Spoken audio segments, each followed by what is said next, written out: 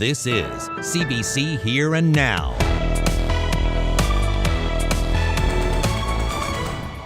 Unhappy customers, piles of debt, and a home inspector who's defending his work. We found nothing but rotten wood and mold. Yes, he said if I had the money, I'd buy this little place myself. I'm Ariana Kelland, and I'll have that story coming up on Here and Now.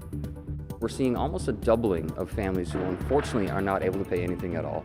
It's pay what you can, but many families just can't spare it. The School Lunch Association is struggling. Good evening and welcome to Here and Now. We begin tonight with a feature report from our CBC investigative unit.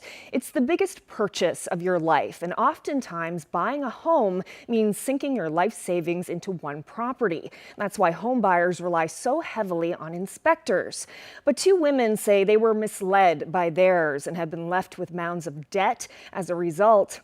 Now, CBC News has learned the home inspector at the center of both cases has an unpaid court judgment and outstanding allegations in small claims court. As Here and Now's Ariana Kelland tells us, experts say it's a symptom of an unregulated industry.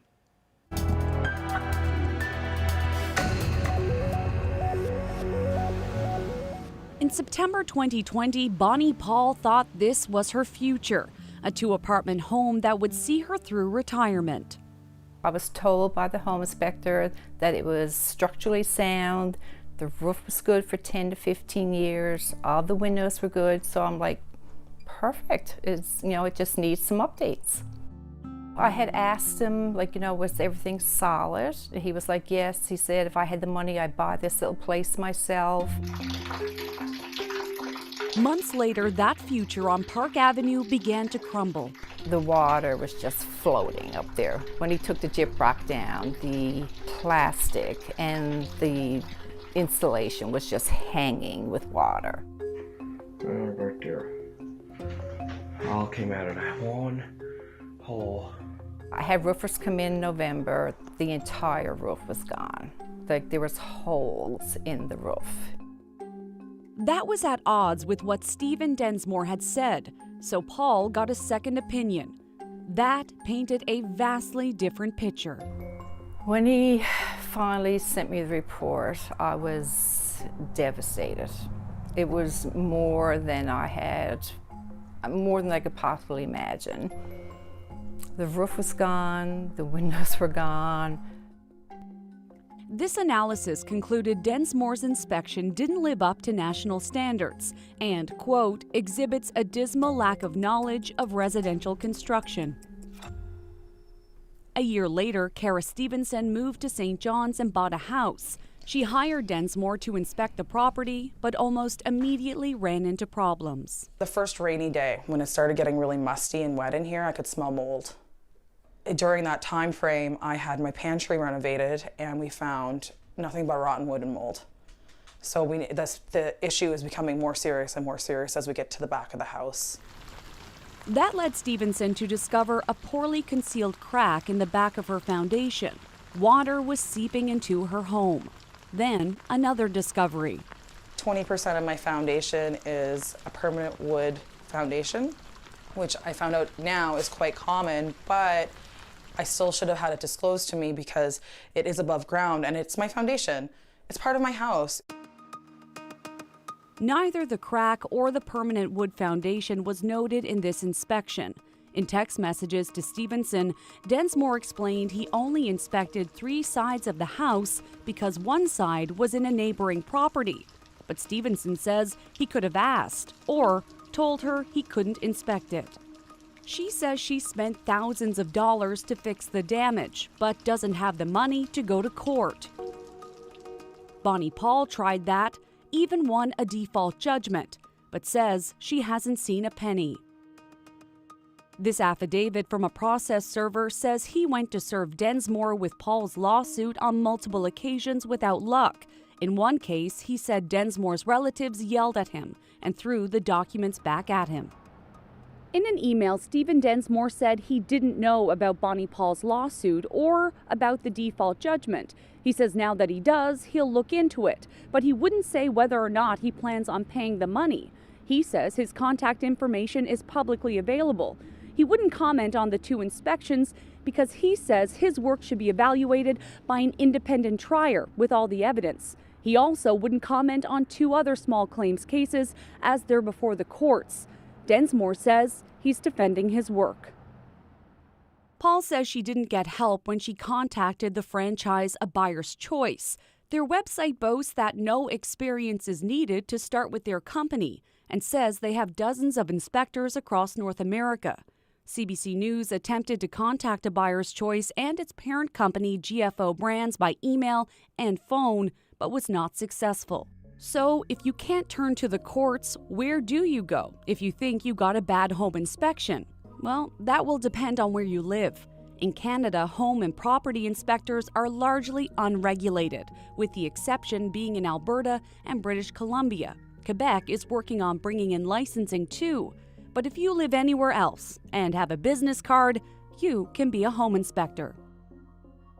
I think it's crazy to me that I'm spending my life savings, $200, $400, all of us are spending so much money on these homes, and there's an industry that's not regulated. It's really scary. Home Inspector Mike Guillen wouldn't comment on these 2 cases, but he has lots to say about the need for oversight in general. I basically get calls on an average of once every 2 or 3 months from somebody who's basically, they feel they've had a bad home inspection. Guillen says he's considered an expert home and building inspector in Atlantic Canadian courts. He's been advocating for years for stringent oversight. The only way to ensure that a home inspector has proper qualifications is to have some sort of a regulatory regime that is rigorous. It's not going to be easy, it's not going to be cheap. Bonnie Paul has learned a lot about the home inspection industry, but it's all cold comfort now. He's taken my happiness. He's put me financially in a hole I can't get out of. Ariana Kelland, CBC News, Mount Pearl. Well, a tight-knit community in the heart of St. John's is trying to reunite a young Ukrainian figure skater with a special pair of skates. Those figure skates are the only thing 11-year-old Lisa Martinenko brought with her when she and her family fled the war in Ukraine. That is, until someone broke into the family's car and stole them. A neighbor caught the alleged thief on camera in the early morning hours yesterday. In the slowed-down version, you can see the pink bag holding the precious skates as they toss it over their shoulder. Since sharing on social media, there has been an outpouring of support and multiple people offering to purchase a new pair of skates.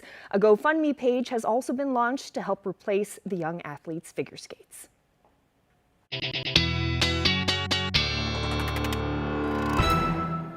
Well, a little better out there tonight. As you can see by the camera, not quite as drizzly, not quite as foggy, and temperature is actually quite nice, 3 degrees at the moment. With still sitting under that ridge of high pressure, it is very much the same pattern that we've been talking about, or that I've been talking about for the last couple of days. Ridge of high pressure offshore, strong ridge of high pressure offshore, acting like a barricade essentially.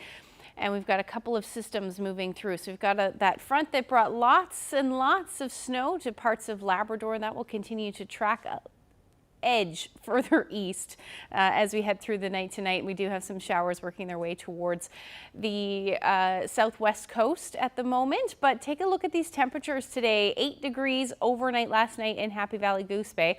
That was your daytime high. Temperatures have dropped today, but we're seeing those temperatures in the single digits, -1 in Lab City today, but that temperature has dropped dramatically down to -10. Will continue to drop as we head through the night tonight as we see some of this colder air move in. That will be the story through the weekend. I'll get into the full forecast coming up.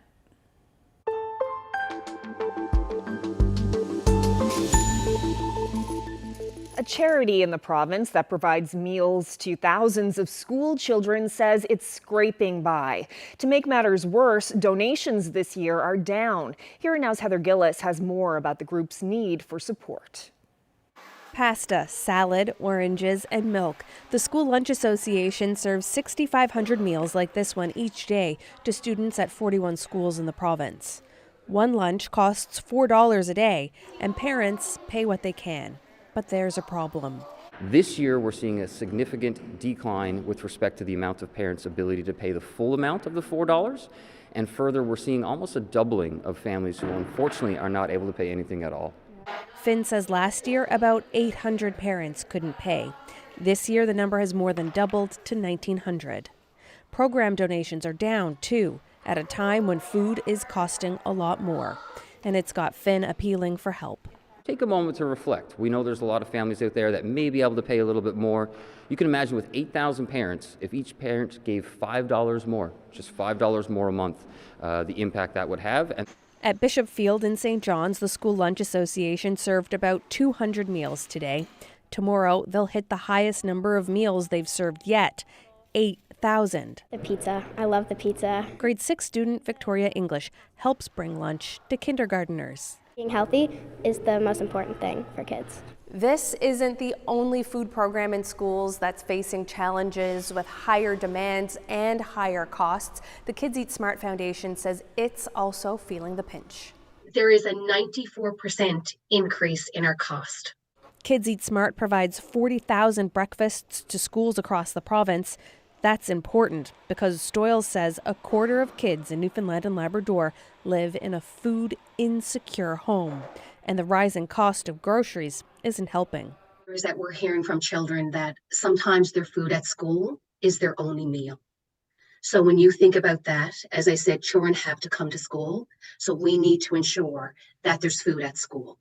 Both food programs say they're going to have to fundraise more to keep bellies full at schools. They're hoping communities will consider dipping into their pockets to make what they say is a much-needed donation.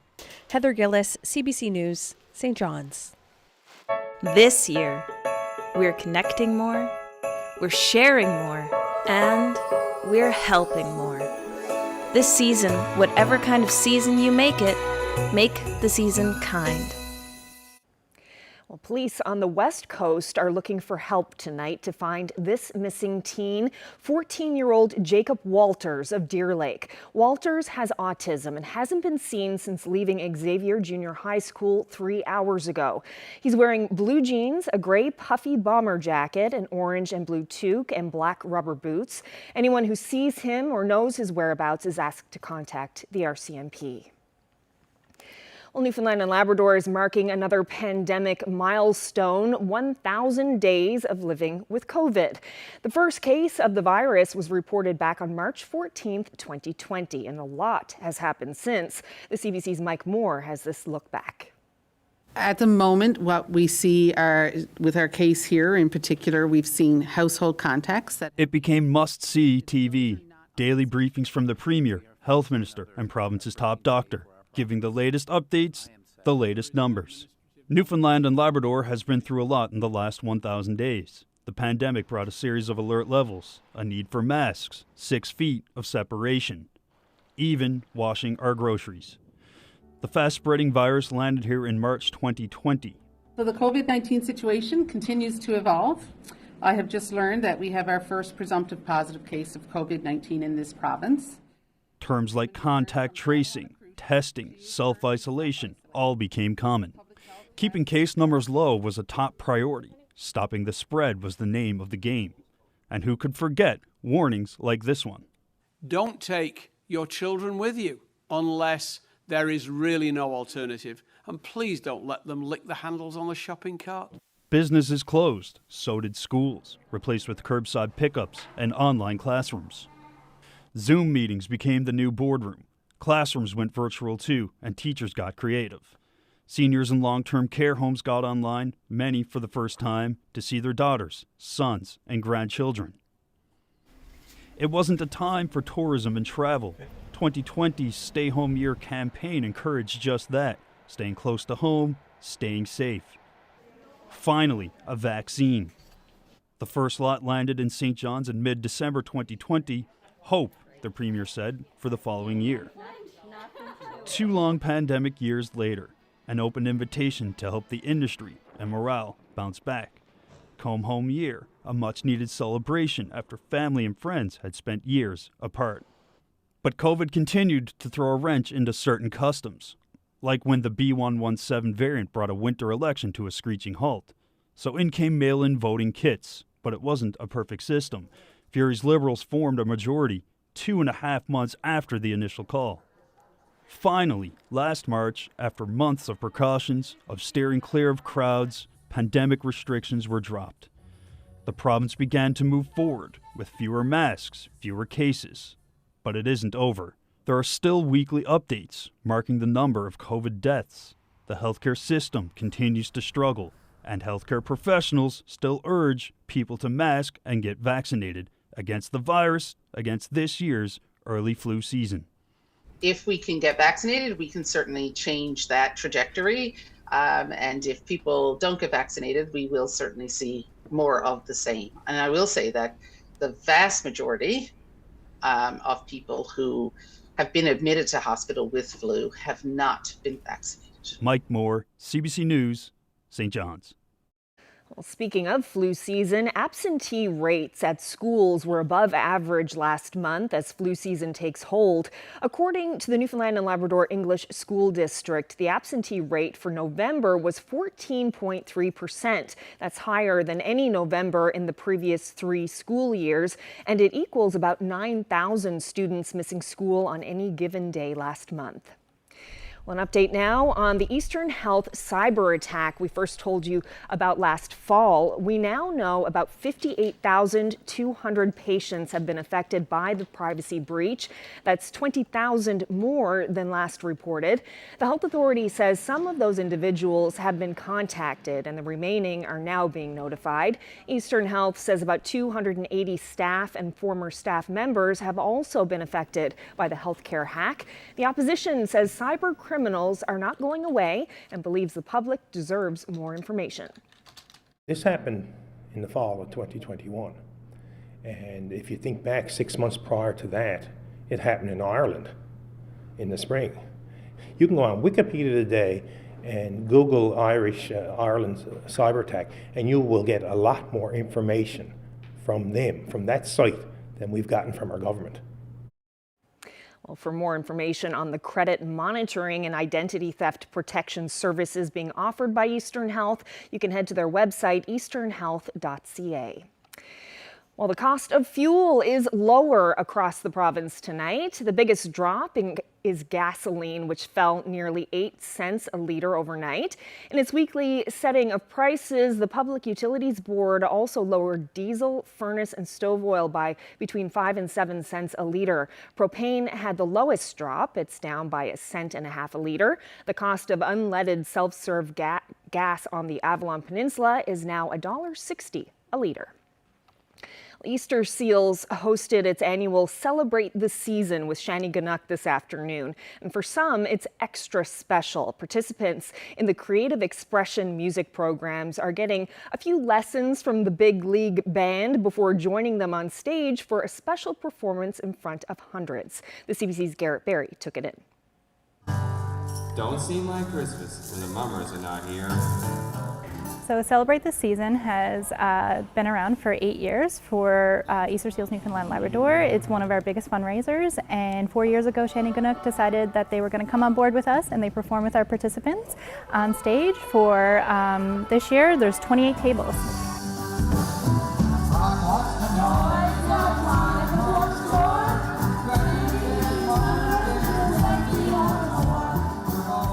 It's not only a fundraiser, but it's an awareness piece. So our participants come to Easter Seals and they perform in our music program, and then Shanneyganock comes to Easter Seals and they rehearse with our participants, and then they get on stage today and they perform all together.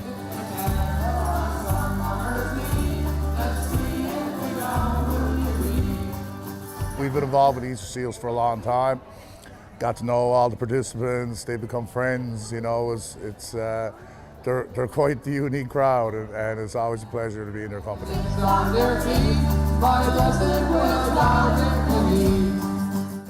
Because how I feel when I'm on stage is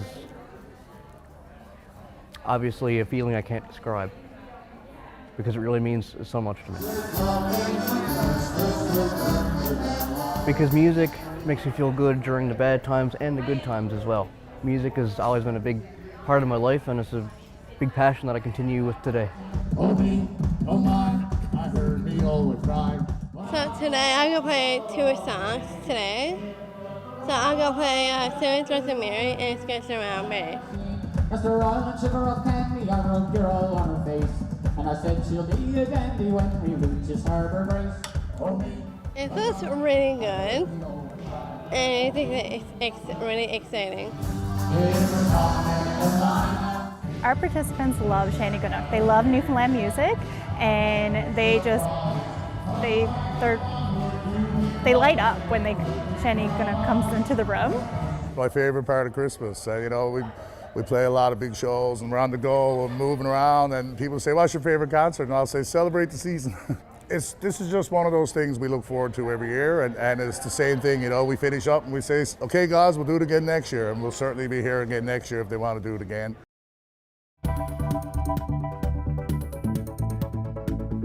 So great. Taking a look at the temperatures today. Haven't really moved much in some areas. Big drop of temperatures though coming for Labrador. I'll get into the full forecast coming up. Well, they've decked the halls and trimmed the tree at Centennial Park. It's all lit up for the holiday season. We'll leave you now with this view from Labrador West.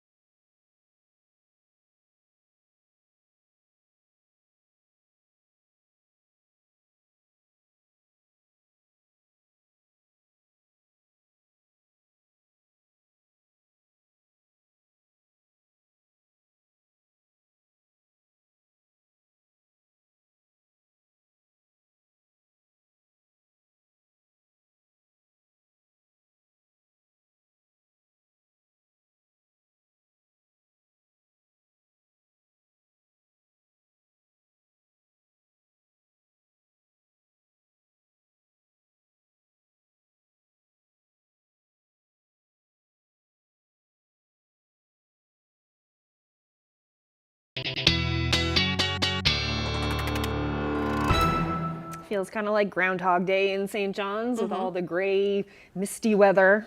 Yeah, absolutely. Now, not everywhere saw that today. In fact, the sun did peek out for a short period of time. I think it was less than 5 minutes for some areas, but welcome, I'm sure, considering it's been, what, 4 days? 3? Yeah. What day is it? Thursday? Thursday, See, there you go, Groundhog Day. Take a look at the temperatures this afternoon. 3 degrees in St. John's, 2 in Badger, 0 in Lassie, and then up across Labrador, the temperature around 8 degrees in Happy Valley Goose Bay. Jumped up briefly overnight last night, but the temperature has been steadily falling since then, and about 1 degree in Nain as well. So set up very similar to what's been happening for most of this week, a bit of a stationary front, area of low pressure associated with that. In behind this trough is a lot of cold air, and that is in the process of moving in, but that ridge of high pressure offshore is in place and will be in place at least for the next couple of days as we continue to see this onshore flow bringing the rain, drizzle, and fog to a good chunk of the northeast coast. And then eventually we'll start to see some of the snow that affected Lab West head towards central Labrador. Now, the current temperatures down to -10 in Happy Valley Goose Bay, in Lab City at the moment, 2 degrees in Happy Valley Goose Bay, and those temperatures towards the coast as well, sitting between 1 and 2 degrees. Now, temperatures Northern Peninsula hovering around the 0 degree mark, but the rest of the island looking at between 1 and 4 degrees. That's where we should top out for the most part. But the temperatures haven't really been moving. This is the past 12 hours in St. John's between 2 and 3 degrees. And really, I could probably bring this all the way back to Monday, and we really wouldn't be seeing that much of a difference in the temperatures. Now, that trend will generally continue. We'll start to see a cool down, though, as we head towards the weekend. So here's a look at the current satellite and radar. We're seeing some showers working their way, or at least showing up on the radar. Finally, looks like the radar is showing up for me here for the West Coast. And we're going to see some of that shower activity continue for the most part. Now, there's also a chance we could see some freezing drizzle in the mix, and that's because temperatures are going to be fairly chilly. Whatever is out there, though, will be very patchy in nature, and the flurries and even the potential for some rain in the mix through central Labrador, and then up across northern Labrador, you're looking at that snow continuing. So we're talking about amounts between 5 to 10 centimeters. Higher elevations may pick up closer to 10 to 15 by the time that's all said and done, by the time we get into Saturday morning. Now, as far as temperatures go, they'll drop a little bit tonight, just by a degree or two, between 0 and 2 degrees through the overnight. Winds a bit brisk on the west coast, a little bit breezy, I should say. Southeasterlies 20 to 40 kilometers per hour, but there's that big drop in temperatures down to -18. That's more typical to what we should be seeing this time of year, and you're going to see this cold air continue for the next couple of days. So here's a look at the future tracker for tomorrow. You notice not a whole lot of change in the future tracker, and it's again because this front has nowhere to go. So we will see that snow continue. It will slowly drift towards coastal areas of Labrador as the day goes on. Then we're going to start to talk about the potential for more flurries in the forecast through central Newfoundland as well as the west coast, as we see a bit of a wind shift through the day on early Saturday rather. Taking a look at the temperatures for tomorrow, again, not moving too much, 2 to 5 degrees through the day. Winds either out of the northeast for along the northeast coast. They will be southeast for the west coast as your temperatures are hovering between 2 and 4 degrees. Again, the chance of a few flurries. -16 for Lab City. Cold air starting to edge further east, but for now, southeastern portions of the Big Land will sit above 0, between 1 or 2 degrees through the day. And again, that chance of a few flurries and or showers mixing in for Happy Valley Goose Bay. So that's it, your Friday forecast. The weekend looking cold in some areas. Look, I'll break that forecast down for you coming up.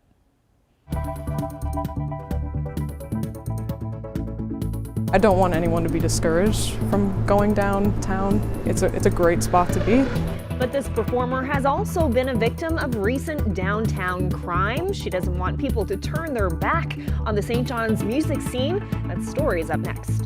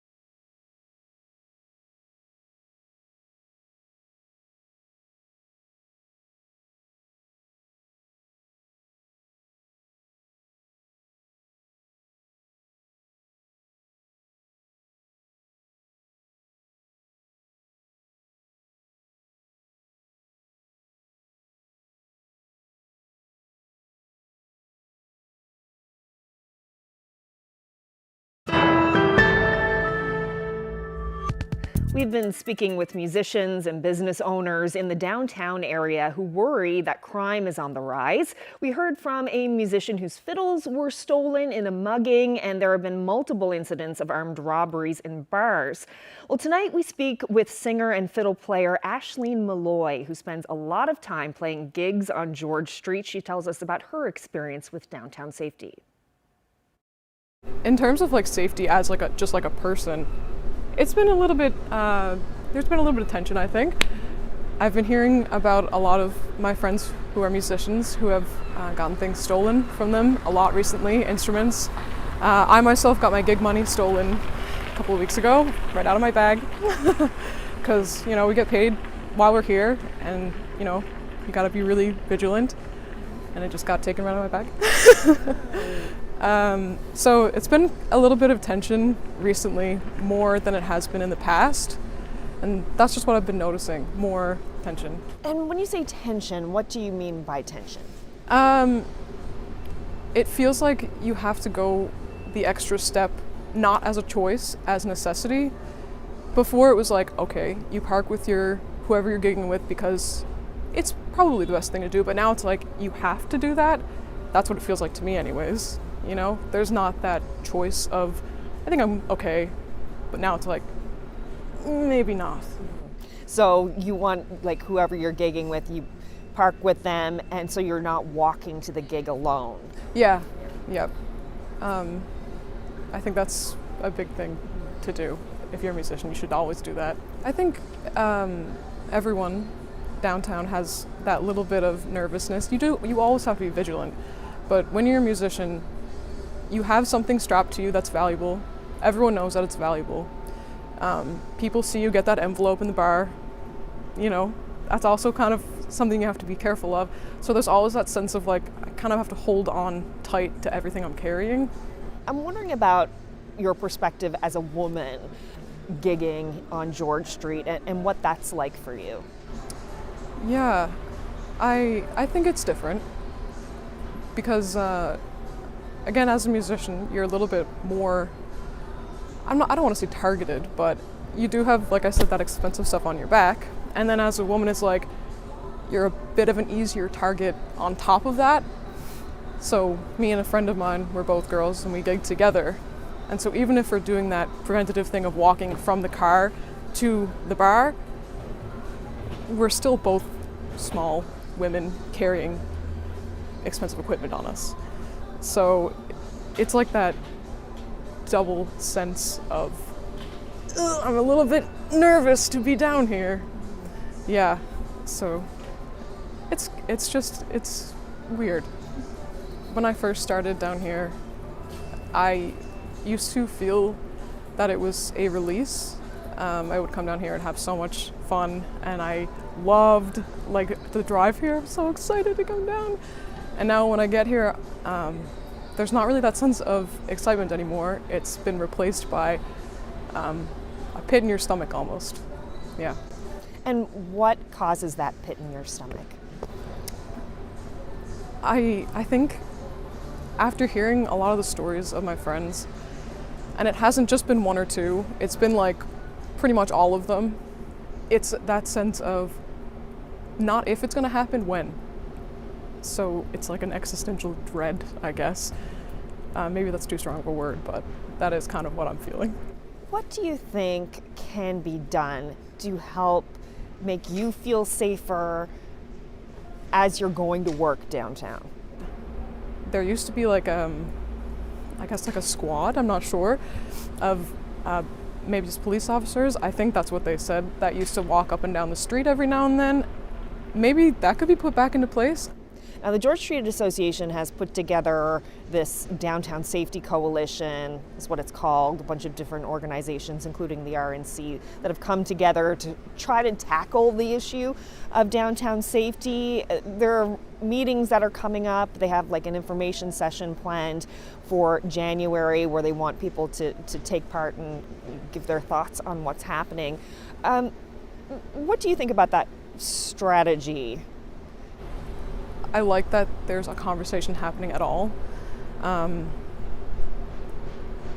But I don't want it to stop at a conversation. I really hope that it goes further than that, especially because they're having this meeting in January. January is kind of the dead season for downtown. You know, it's cold, no one really wants to be out. Christmas is over, people are tired. So it would be nice if some action would be taken sooner, and hopefully it goes past the conversation stage. But, you know, any conversation and any action at all is good. So it's good, I just hope it keeps going. They want people to report more. So if they see an incident, experience an incident, like the money that was taken from your purse, they want everyone to report that to the police. And the idea being that if the police know, have that data, and they know how bad it is down here, then that could help increase patrols, increase the resources that they put down here. What do you make of that? Honestly, that does seem like a really good step in the right direction. The issue that I've heard from a lot of people, though, which is kind of the deterrent for me for why I didn't report my money being stolen, is because it seems like it's an extremely complicated and long process. And that could be the reason why many people aren't reporting these incidents. If there was somehow a way that people could do it anonymously and very quickly, perhaps that the reports would go up. I just want everyone to be as safe and as careful as they can and have a really good holiday season. I don't want anyone to be discouraged from going downtown. It's a great spot to be.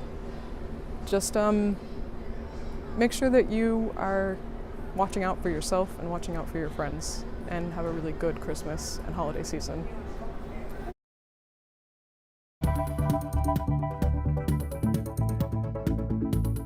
Here at the AC Hunter Library, high-tech crafts from 3D printers, as well as more traditional Yule logs made out of books. That's coming up on Here and Now.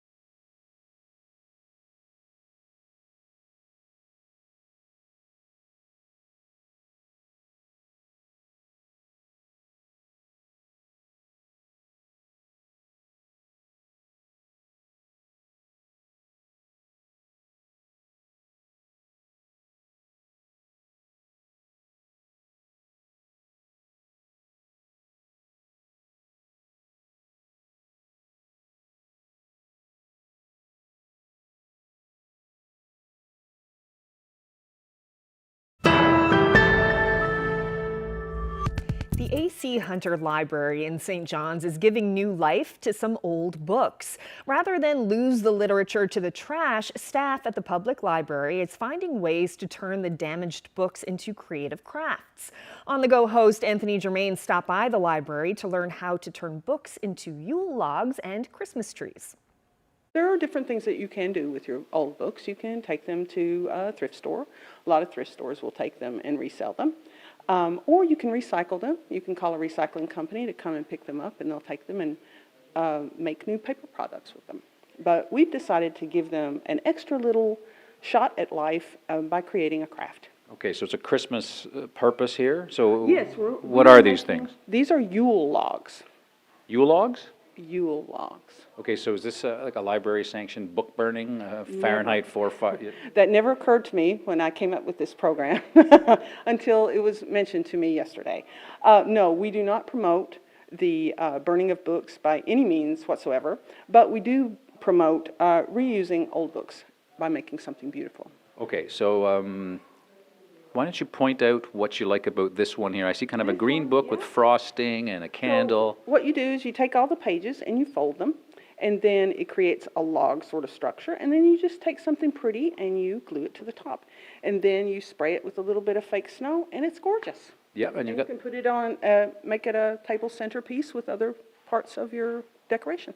Now, when you select these things, Julia, are there certain books that you pick for their properties, or is it just... A lot of books that are on the shelf over time become really worn and ripped and damaged, so we take those books off the shelf first. Books that are no longer popular or no longer circulating, because bookshelf space is really prime real estate for a library. You want to leave the front and the back. Now, if the back, like this one, is a bit damaged, you can take a bit of wrapping paper and put on the front and the back and make it beautiful. There you go. And it's just a matter of simply folding the page. And it becomes a bit repetitive. We do this kind of program probably every season. So we did, for Mother's Day, we did a bouquet of flowers. We made flowers out of recycled books. Last Christmas, we made a Christmas banner. We're doing the Yule log this Christmas. In October, we did a pumpkin. We created a pumpkin out of recycled books. So just how many books do you have to get rid of? Don't even talk. It's astronomical, because we do have a lot of books constantly circulating and coming in. So we have new books coming in, old books going out. Okay. So once you've got everything folded, now to get back to the lesson here. So you just continually fold the books. Right. Now this book's got hundreds of pages. I know, but it doesn't actually take as long as you would think. It's really super easy, and it's quite cathartic. So you can watch maybe a Christmas movie on television. Oh, that'd be a nice thing to do. Yeah, and then once they're all folded, it's going to look something like this. All right. So okay, now we're at basically phase 2, where the whole book is folded, and I guess it's kind of like how would you describe that? Like half a sphere? Yeah, like a little or a log. Even better. That's what we're aiming for, right? A log. Right. So once that's but all not done, to be burned, to be no, displayed. No burning. Yeah. So then you take something beautiful and you glue it to the end, and then you spray a little bit of fake snow on it. Now, something beautiful, Julia, is a fairly broad category. Yes, and so it's all depending on what someone would like. Oh, you've got all the little things here. Check it out. All right. So look, we have. I love What's red. that? Red Is is that my holly? favorite. It's Or like a little dogberries? pretend. It's like a little pretend. You could actually use real things rather than fake things. Okay. If you are into like the organic thing. Oh, it's nice. So red on the white pages, a nice color contrast. And then you can get some more things with the fake snow, and you poke them in here and secure them with a little hot glue. I don't have one, a hot glue gun. Well, that's okay. Dangerous. Yeah. And then you can maybe put a little bird there. Oh, nice. Love birds, right? Yes, you've got a little nest thing going on there. Here, check it out. Excellent. All right. So last Christmas, we also made these. What's that? It's a Christmas tree. A Christmas tree? Yeah. Okay, I see the shape now, yeah. Yeah, and those are easy too. So it's merely a fact of, again, folding. Oh, look, this book's called A Christmas Grace. I know. We had a lot of older Christmas books, so yeah, just fold it and fold it. Okay, so this one you're folding more like almost like a paper airplane fold on each page. So it's like a right triangle, and then you continue to fold it until you have a full tree, and you can take the back cover off and fold it where it looks circular. Perfect. And again, put something beautiful on top. All right. So, final question for you: what is it that you like personally about doing these kinds of crafts? Because it does seem to me like it takes a lot of time, but obviously there's something about this you enjoy. I enjoy bringing people together to do something fun, and doing some fun things at the library make people want to come back.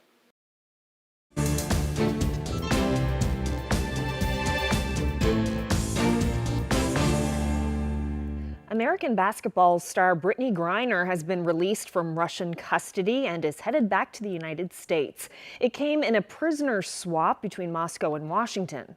She's safe. She's on a plane. She's on her way home. After months of being unjustly detained in Russia, held under intolerable circumstances, Brittany will soon be back in the arms of her loved ones, and she should have been there all along. In return, the U.S. released Victor Bout, a convicted Russian arms dealer. The U.S. had hoped to include detained former Marine Paul Whelan in the exchange, but the White House says it was clear Russia would not agree to that. Griner was arrested in February at a Moscow airport when cannabis oil was found in her luggage. She pleaded guilty, saying she had it with her by a mistake. She was sentenced to 9 years and had been sent to a penal colony. Iran has executed a man arrested in one of the current turmoil's earliest protests. He was accused of injuring a security officer with a knife and blocking a street. The incident was just days after Mahsa Amini's death. The execution is the first stemming from the subsequent uprising. Rights groups suspect the man was tortured. Amnesty International says 20 others could face death sentences in what it's calling sham trials. Canadian superstar Celine Dion has announced she's been suffering from a major health setback, one that's impacting every aspect of her life. Recently, have been diagnosed with a very rare neurological disorder called stiff person syndrome. The condition causes sudden, severe muscle spasms, and Dion says it interferes with her ability to walk and sing. Stiff person syndrome affects only about 1 to 2 people in a million. The Quebec-born singer says it's been difficult to face her health struggles and speak openly about them. It's forced the cancellation and postponement of a string of upcoming European concert tour dates in the new year, but she hopes to return to the stage by August.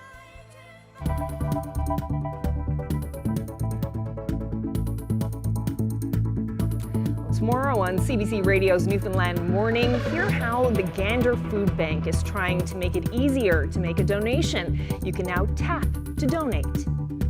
Award recognizes a person, group, or organization that has shown outstanding quality promotion and awareness of mental health issues in Newfoundland and Labrador. It's my pleasure to present this to a journalist who has played an important role in our society. And we're congratulating one of our own tonight. Here Now's reporter Henrika Wilhelm. Today, she was awarded the Canadian Mental Health Association's Media Award for her coverage of mental health issues. Great work, Henrika, for shining a light on such important stories. Congratulations.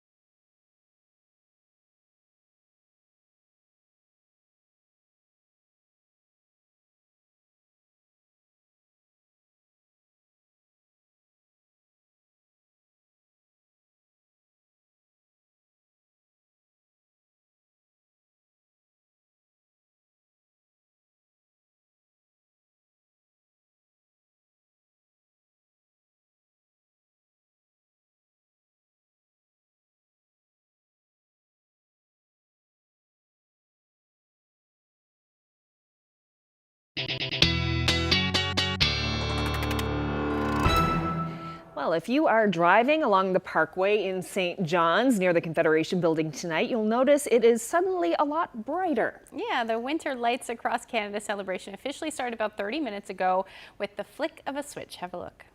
5, 4, 3, 2, 1. Light her up!